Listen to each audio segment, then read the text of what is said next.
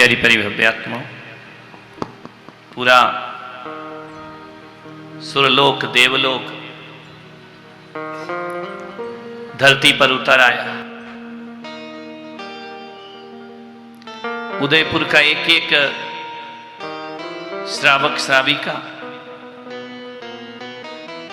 देव रूप में परिवर्तित हो गए। भटकती मानवता को रोशनी दिखाना तीर्थंकर का काम है।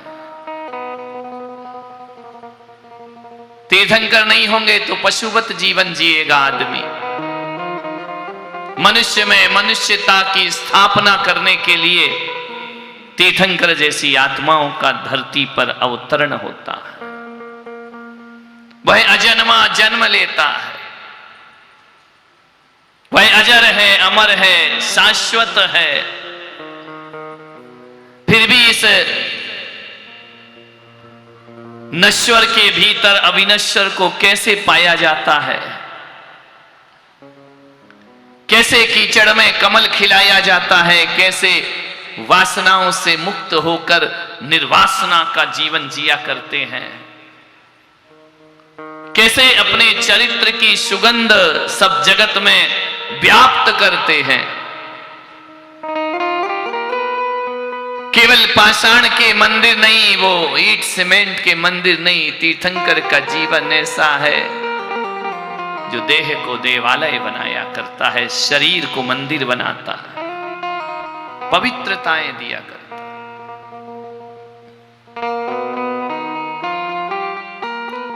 तीर्थंकर ऐसे नहीं है जैसे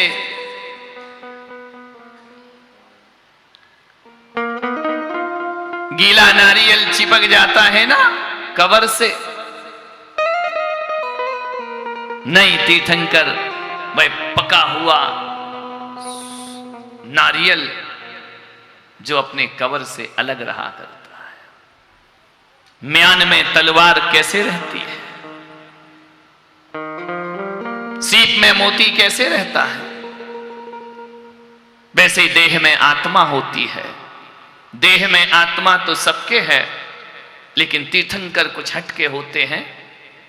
वह देह में आत्मा और आत्मा के भीतर जो परमात्मा को प्रकट करता है वो तीर्थंकर भगवान हुआ करते हैं। आत्मा को परमात्मा बना देना। सारे जग आनंदित था, सारी दुनिया आनंदित थी, भगवान का विवाह हो रहा, शामिल हो रहे, सज धज करके आए, बहुत उत्साह है, बहुत उमंग। भगवान मंद कषाय 8 वर्ष की उम्र से भगवान प्रत्याख्यान कसाय में पहुंच जाते हैं, देशव्रती हो जाते हैं भगवान। उन्हें व्रत लेना नहीं पड़ते, उनका जीवन देशव्रतियों जैसा हो जाता है। अपने आप अंतस में कषायों में परिवर्तन होना प्रारंभ हो जाता है। भगवान उपशम भाव में नहीं, भगवान क्षयिक भाव में जिया करते हैं। अप्रत्याख्यान का क्षय कर दिया भगवान ने। 8 वर्ष अंतर मुहूर्त होते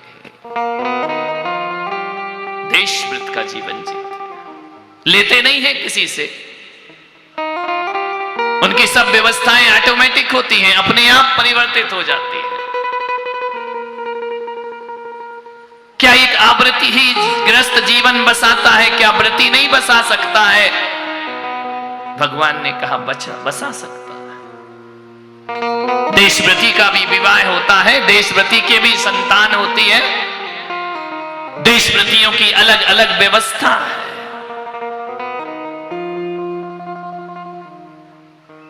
व्रतियों जैसा जीवन जी रहे भगवान, राजनीति में रहकर राज्य व्यवस्था को देखते हुए सृष्टि का संचालन। तुम कहते हम जॉब करते, हम ऑफिस जाते, हम दुकान जाते हैं, हमसे व्रत नियम पलते नहीं है, हमसे रात्रि भोजन छूटा नहीं जाता है। भगवान कहते हैं व्यर्थ के बहानेबाजी है, ध्यान रखना।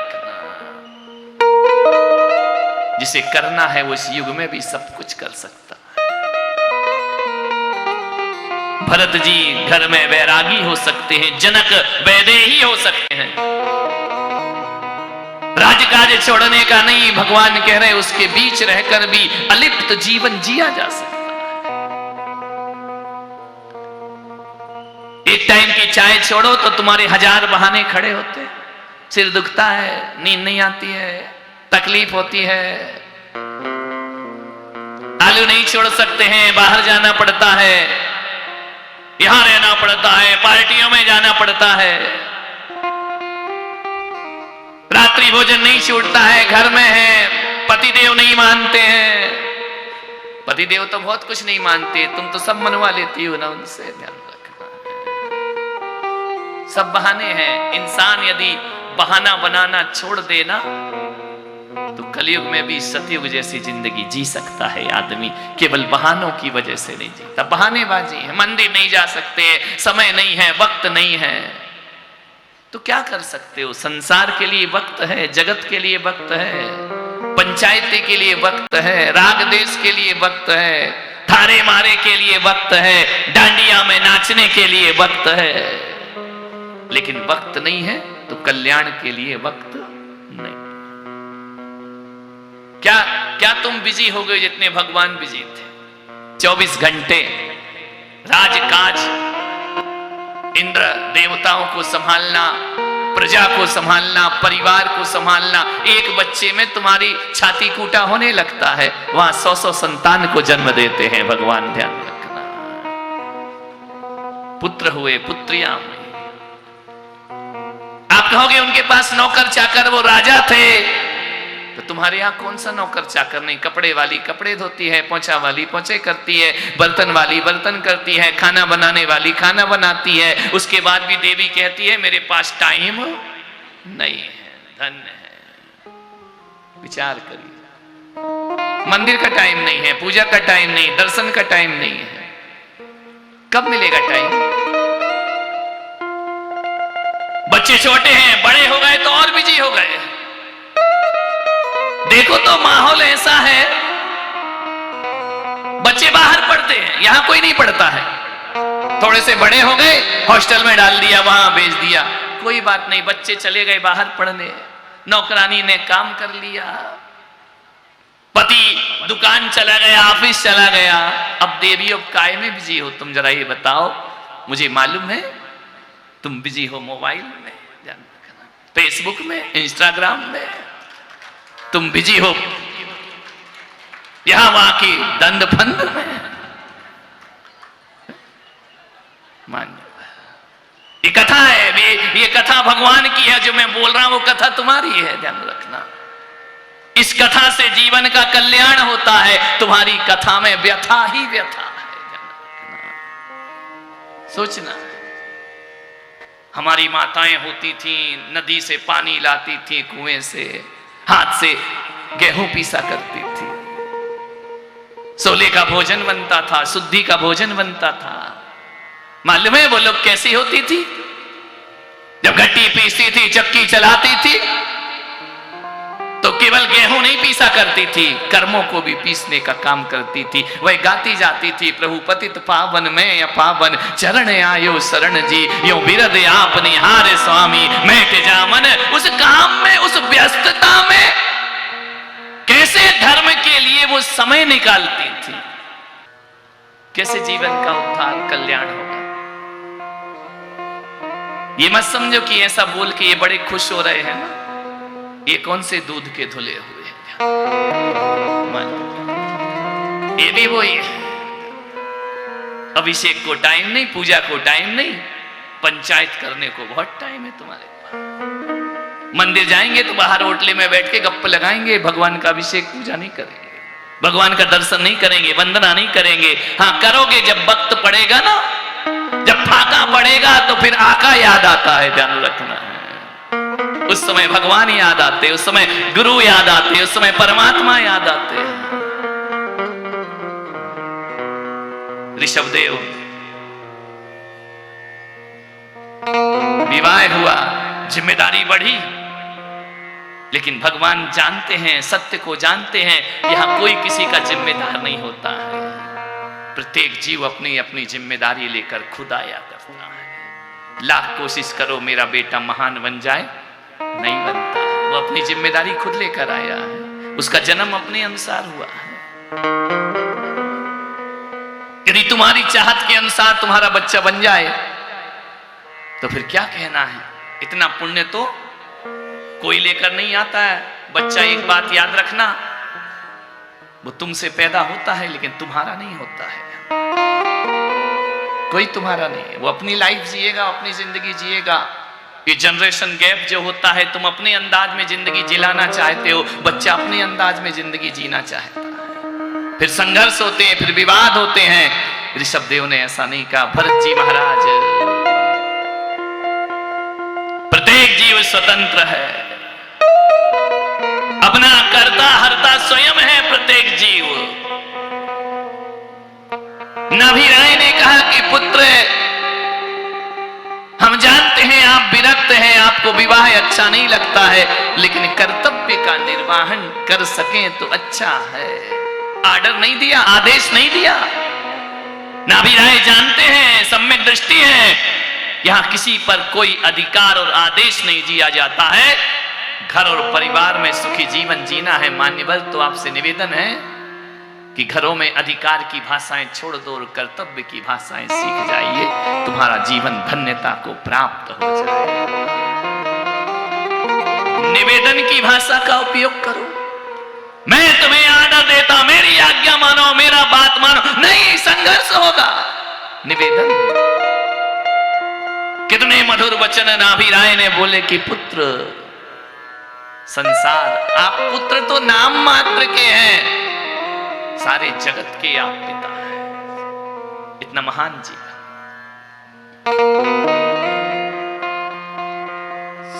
कैसा जीवन है जो सारी दुनिया में बलशाली है, शक्ति से संपन्न है, सारी दुनिया का सम्राट और सिकंदर बनने वाला आदमी भी, सारी दुनिया में हुकूमत करने वाला आदमी भी, सारी दुनिया का विजेता। अपने अंतस में टटोल करके देखना कि समाज में भी बहुत बड़ी प्रतिष्ठा हम बना लेते हैं, लेकिन आदमी जब हारता है तो गैरों से नहीं, अपनों से हारता। अपनी औलाद के सामने अपनी चलती नहीं है। कहां झुकता है आदमी? अपनी। सही बताओ, इतनी बड़ी जनसंख्या पूरे विश्व की, कितने लोग तुमको कष्ट देते हैं? बोलो। 8 अरब लोग, 9 अरब, 10 अरब लोग तुमको कष्ट देने आते हैं। पड़ोसी तुम्हें परेशान करने आता है। परेशान कितने लोग करते हैं? 4-5 लोग। समझ में आना? कौन करेगा? तकलीफ कौन देता है? गैर तकलीफ नहीं देते। उन्हें नहीं मालूम कि तुम्हें किस बात से तकलीफ होती है, अपने तकलीफ देते हैं। उन्हें मालूम है तुम्हें कहां चोट पड़ती है। वो तुम्हारी कमजोरी को जानते हैं, वो तुम्हें निकटता से जानते हैं। 4-5 लोग तुम्हारे जीवन को बर्बाद कर देते हैं। एक भाई दूसरे भाई के जीवन को बर्बाद कर देता है। भाभियों से परेशान है, पुत्र से परेशान है, पत्नी, ये 4-5 लोग ही। लोग कहते हैं संसार में बड़ा दुख है। मैं पुलक सागर कहता हूं कि संसार में दुख नहीं, दुख 4-5 लोगों में है। मैं जब घर में था ना, आचार्य विद्यासागर जी मेरे नगरों में पधारे महाराज। मेरे जीवन के निर्णय की वह रात थी कि मुझे संसार में रहना है या संसार से दूर रहना है। निर्णायक रात थी। सुबह डिसीजन होना है, उससे पहले चिंतन करना। कोई मैं चिंतनशील रहा।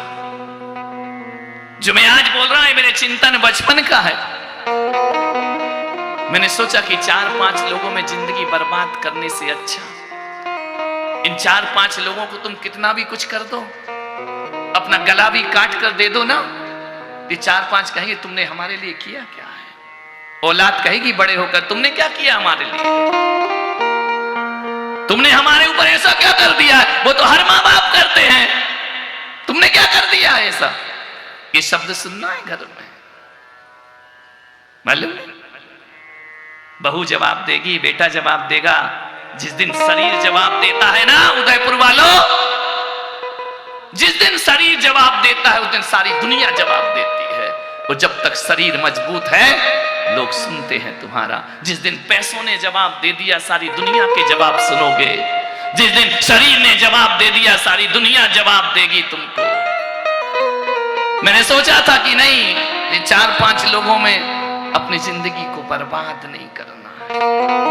यही मुझे तकलीफ देंगे, यही मुझे कोर्ट कचहरी तक ले जाएंगे, यही 1-1 इंच जमीन के लिए लड़ेंगे, यही झगड़ा करेंगे, यही मेरी रातों की नींद बेचैन करेंगे। इन 4-5 लोगों में मैंने कहा कि ध्यान रखना, तुझे अपनी जिंदगी बर्बाद नहीं करना है। ये 4-5 लोग फूल नहीं सूल चुभोने वाले हैं, ये मीठा बोल करके गला काटने वाले लोग हैं, ये हमारे जीवन को तकलीफ, तनाव और टेंशन देने वाले लोग हैं। मैंने रातों रात निर्णय लिया कि नहीं, 1000 लोग मेरे स्वागत में खड़े हैं, उनके लिए मैं 4 लोगों को छोड़ देना चाहिए। 1000 लोग अपने को पलकों पे बिठाने के लिए तैयार बैठे हैं। मैंने 4 को छोड़ा, 1000 को अपनाया। बोलो, यदि घर में रहता तो उदयपुर आता, कभी जिंदगी में नहीं आता। क्या रिश्ता था हमारा, न जात के, न पात के, न वर्ण के, न कोई ऐसी हम कोई प्रधानमंत्री बन गए होते। क्या होता, 4-5 लोग 30 साल से हम देख रहे हैं कि 4 लोगों को छोड़ा, 1000 लोग पलकों पे बिठाने को तैयार बैठे। क्यों 4 में अपना जीवन बर्बाद करते? वो हमेशा जब भी बातें करेंगे ना, वो 4 लोग तनाव की बात करेंगे, राग देश की बातें करेंगे, टेंशन की बात करेंगे। और बैठते तो घर के लोग बड़े अच्छे से हैं, लेकिन जब उठते हैं तो लड़के ही उठते हैं। ध्यान रखना, मुंह बना के ही उठते हैं। उसका मुंह फूल गया, उसका मुंह फूल गया, उसने ऐसा कह दिया। नहीं भाई, ध्यान रखना, मैं जब तुम्हारे बीच आता हूं ना, सीरियस आता हूं, लेकिन तुम्हारी मुस्कुराहट देख के आनंद बटोर के यहां से चला जाता हूं। जीवन उसी का नाम कि संसार है।